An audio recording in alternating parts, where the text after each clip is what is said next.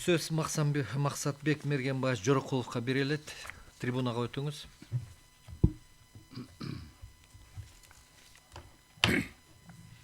Саламатсыздарбы?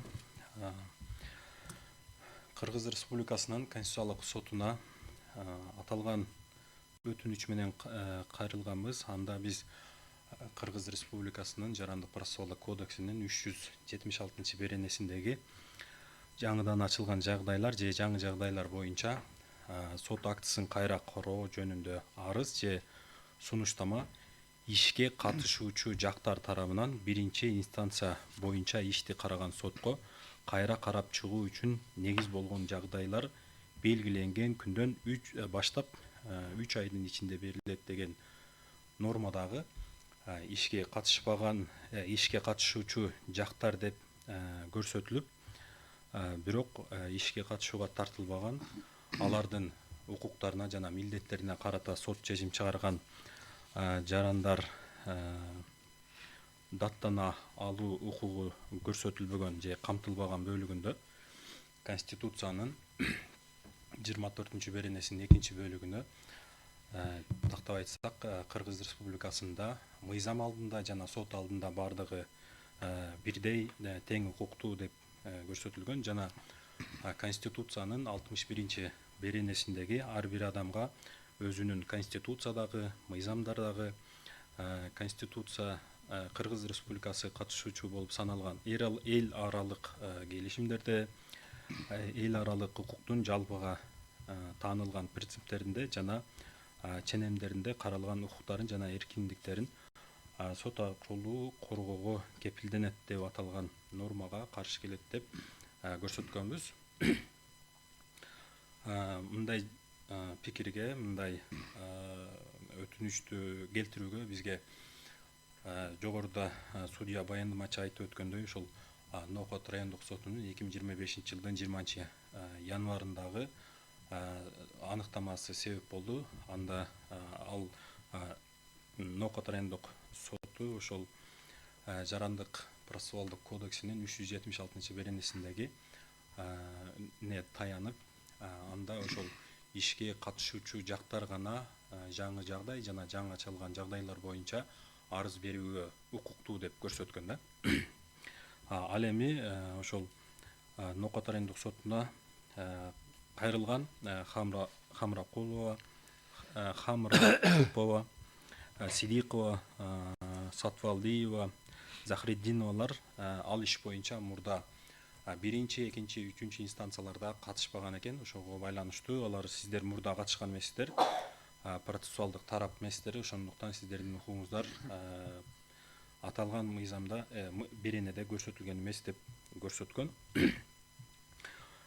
Ошол Конституциянын ошол 24 беренесинин 2 бөлүмүнөдөгү мыйзам жана сот алдында баары бирдей деп аталган нормага токтоло турган болсок, негизинен ошол Конституциянын нормаларына Кыргыз Республикасында ошо 2021 жылга чейин Конституциялык палатасынын чечимдеринин жүйөлөштүрүү жана негиздеме бөлүгүндөгү көрсөтүлүп келген чечимдерин Конституциянын статьяларына түшүндүрмө берүү катары биз кабыл алабыз, жарандар. Ошондой сиздердин чечимдериңиздердин бири бул 2019 жылдын 16 январында көрсөткөнсүздөр. Анда ошол соттук коргонууга болгон укук бул жок. Мыйзам жана сот алдында баарынын тең укуктуулугун, мыйзам алдында баардыгынын бирдейлиги процессуалдык укуктук мамилелердин баардык субъектилерине бирдей колдонулган укуктук бирдиктүүлүгүнөн көрүнөт.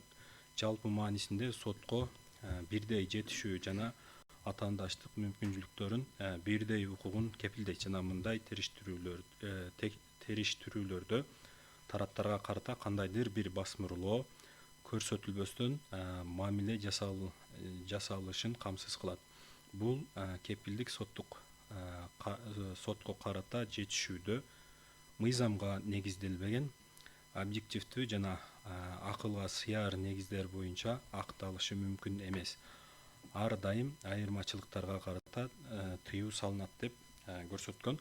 Мындан келип чыгат, соттук териштирүүдө катышпаган адамдар алардын укуктарына жана милдеттерине карата сот чечим кабыл алган адамдар менен соттук териштирүүдө катышкан жарандардын ортосунда мыйзам жана сот алдындагы айырмачылык көрүнүп калып турат.